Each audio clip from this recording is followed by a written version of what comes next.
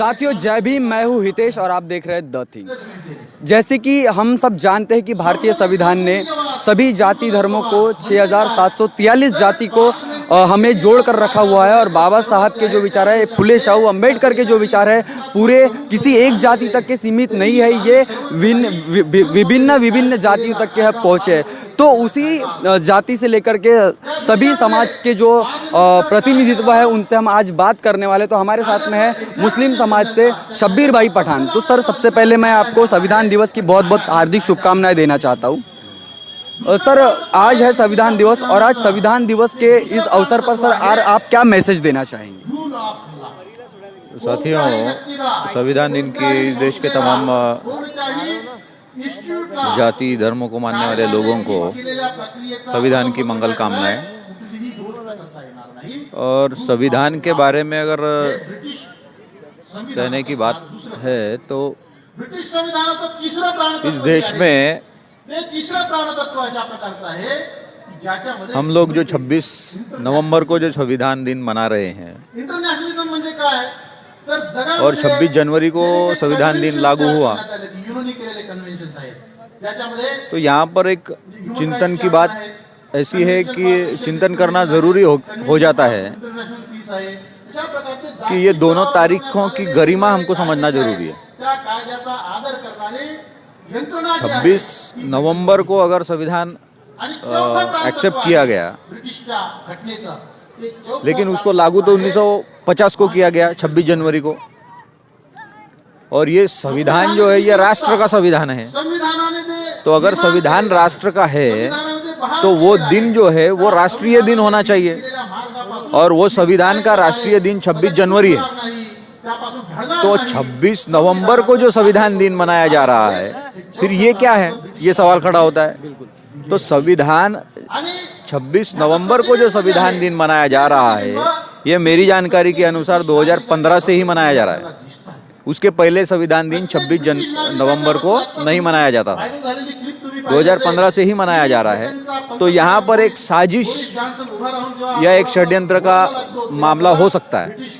यानी जो राष्ट्र का संविधान है उसको राष्ट्रीय तौर पर मनाया जाना चाहिए, यानी 26 जनवरी को मनाया जाना चाहिए, फिर भी उसे 26 नवंबर को मनाने का जो षड्यंत्र है, यानी यहाँ पर एक षड्यंत्र की बू आ सकती है।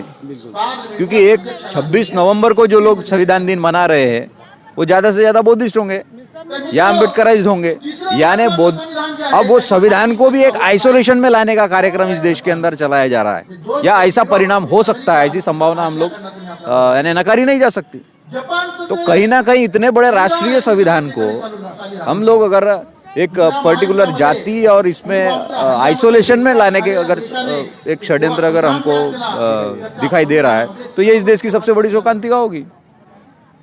और ये बात को हमको समझना है, हमको ये समझने की ज़रूरत है कि आज 35 से ज़्यादा राज्य इस देश के अंदर है और इतने बड़े राज्यों का जो देश है उसको हम कैसे संभालें या कैसे उस बारे में हम कैसे सोचें, ये नज़रिया हमारे देश के तमाम नागरिकों को होना चाहिए। और उसके लिए आपको संविधान पढ़ना बहुत ज़रूरी है। सर, अभी जो है हमारे बीच में आप है तो SC ST OBC तमाम मुस्लिम समाज के बीच में भाईचारा बनना ये बहुत ज़रूरी है, क्योंकि कुछ अराजक तत्व है देश में जो इस देश का भाईचारा ख़त्म करने की बात करते हैं, कोशिश करते हैं। तो सर, उन लोगों को सर आप क्या मैसेज देना चाहेंगे? साथियों, अगर इस देश को हमको 6743 जातियों को अगर एक सूत्र में बांधना है तो सबसे पहले तो हम लोगों को ये चाहिए कि इस देश के तमाम नागरिकों को चाहिए कि वो व्यक्तिगत स्वार्थ को छोड़कर सामाजिक हित की तरफ अग्रसर रहे।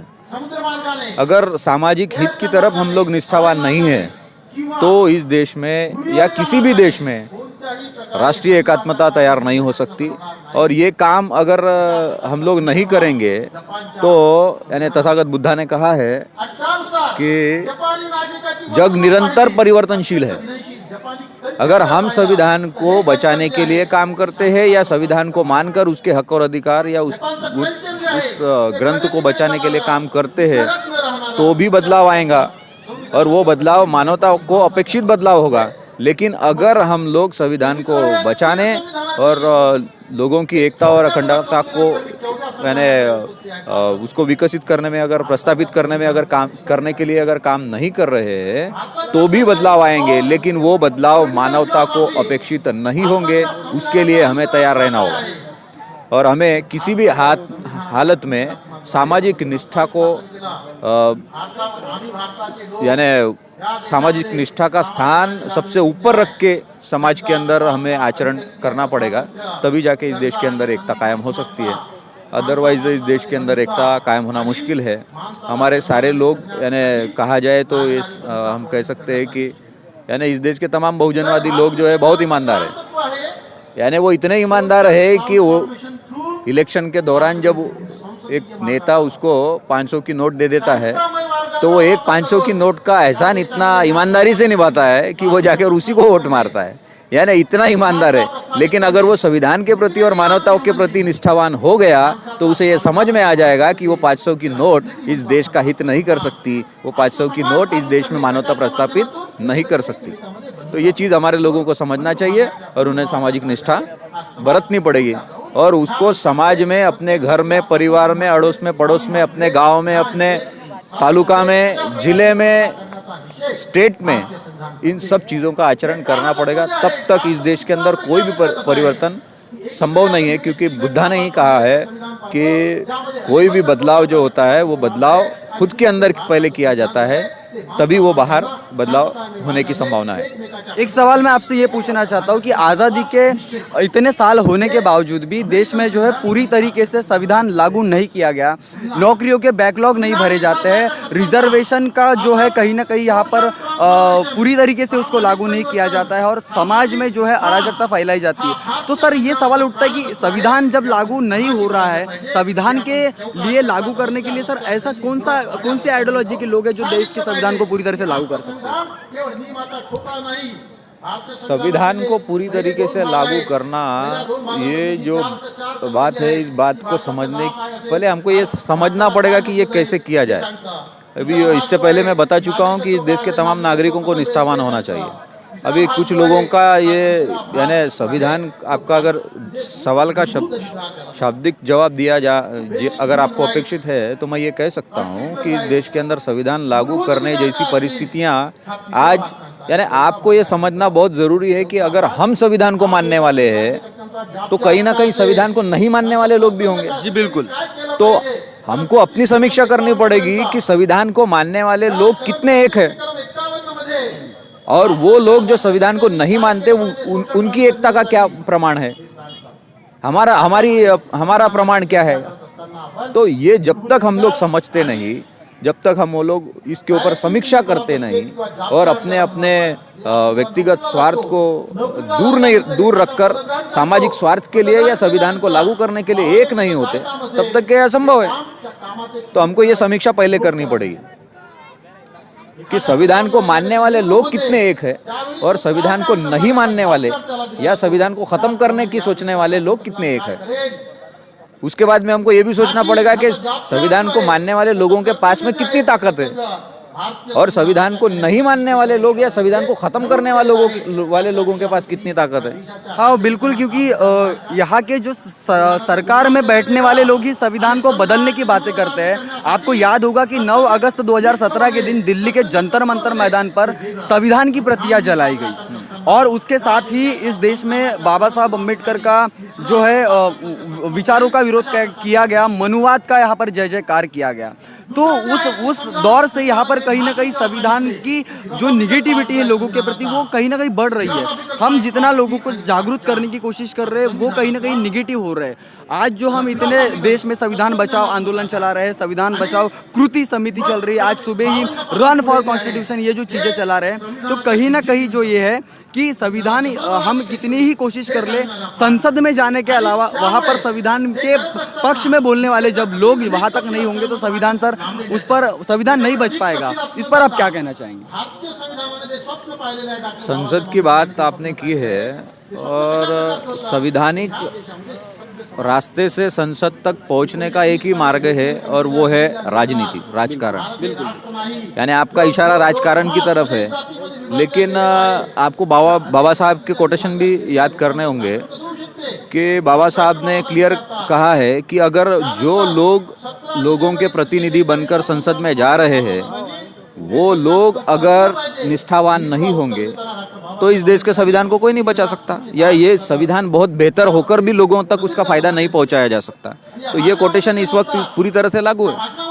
और आज अगर हम किसी को भी संसद में लोक प्रतिनिधि के होने के लोक प्रतिनिधि बनाकर संसद में भेजते हैं तो हमको ये समझना चाहिए कि वो प्रतिनिधि, यानी मैं एक उदाहरण आपको देना चाहूँगा कि आज लोक प्रतिनिधियों की जो हालत है, मैं किसी एक व्यक्ति विशेष को नहीं कहना चाहता, लेकिन आज वर्तमान की परिस्थिति ऐसी है कि आपने देखा होगा कि यानी एक पूरे हमारे इंडिया में या कहीं पर भी, मुझे नहीं पता कहाँ किन किन देशों में ये माना जाता है, लेकिन एक कुत्ते के अंदर कौन सा गुण है?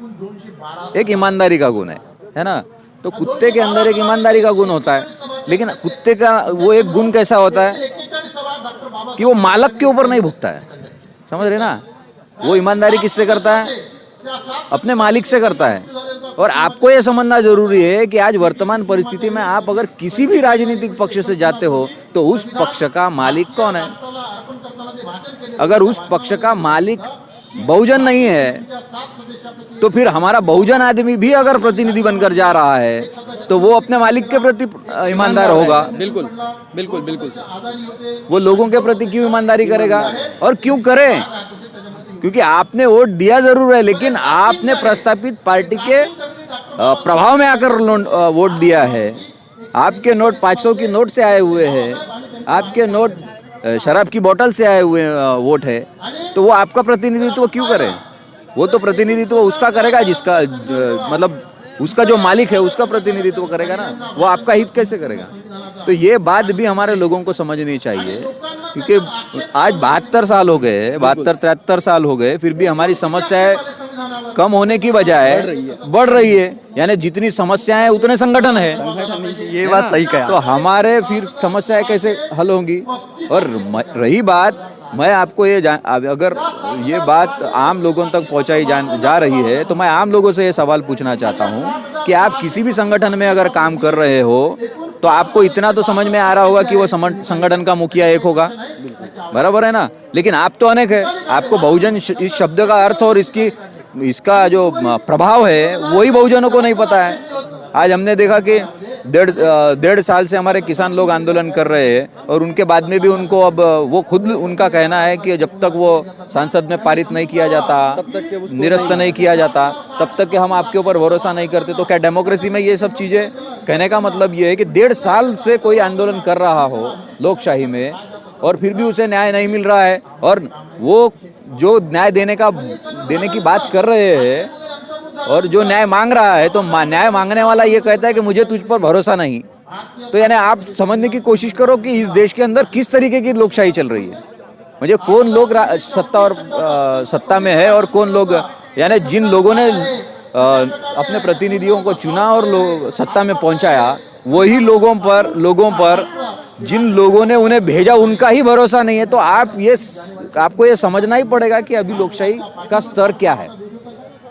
ये समझना बहुत ज़रूरी है। ये समझ कर ही आपको काम करना होगा। और साथियों, मैं आपको खास तौर पे एक चीज़ ये बता देना चाहता हूँ कि यहाँ पर इंडिया के अंदर, भारत के अंदर हम लोगों को अगर संविधान लागू करना है और कुछ लोग संविधान ख़त्म करना चाहते हैं, तो आपको कहीं ना कहीं एक पैरेलल ताकत निर्माण करना बहुत ज़रूरी है। और पैरेलल ताकत निर्माण अगर करना है तो आपको लड़ाई लड़नी पड़ेगी, ये बात तो साफ है। और मैं आपको जाते जाते सिर्फ इतना ही बताना चाहता हूँ कि लड़ाइयाँ भले ही रोज़ नहीं होती, लेकिन लड़ाई की तैयारी रोज़ करनी पड़ती है। और मेरा सवाल ये है कि आपकी तैयारी कितनी हो चुकी है या आप कितनी तैयारी कर रहे हो। कहना ये है कि हमें युद्ध नीति के तौर पर एक युद्ध नीति बना करके ये जो सरकार है और संविधानिक मार्ग से हमें जो है यहाँ पर ये चीज़ें करनी पड़ रही है। सवाल ये उठता है कि संविधान दिवस के इस विषय पर जब हम बात करते हैं तो तमाम लोग यहाँ पर अपने अपने विचार रखते हैं और उसके साथ ही जब हम लोगों से जानते हैं कि ऐसे इस देश में कांग्रेस हो चाहे भाजपा हो, आप देख रहे हैं कि 70-72 सालों से इस देश में अराजक तत्वों ने इस देश के संविधान को तार-तार करने का काम किया है, संविधान को ख़त्म करने का काम किया गया है। लेकिन कहीं ना कहीं हमें बाबा साहब शाहू फुले अम्बेडकरवादी विचारधारा को लेकर के चलने वाले जो लोग हैं, उनकी विचारधारा के ऊपर काम करने वाले जो लोग हैं, उन विचारों के लोगों को संसद में भेजने की ज़रूरत है, तब जाके हमारा जो संविधान है ये बच सकता है। वरना हम कितने भी बड़े संविधान बचाने के कार्यक्रम कर ले, कितने ही बड़े ऐसे भाषण देने वाले प्रोग्राम ले ले, इसका कोई मतलब नहीं रहेगा। साथियों, इस विषय पर आप क्या सोचते हैं, इसके ऊपर आपकी क्या राय है, ये कमेंट करके आप ज़रूर बताएं। तब तक के लिए बने रहे द थिंक पर। जय भीम, जय भारत। बहुजन विचारधारा को घर घर तक पहुंचाने के लिए हमारे YouTube चैनल को सब्सक्राइब करें, लाइक करें, कमेंट करें, शेयर करें और बेल आइकन की घंटी दबाना ना भूलें।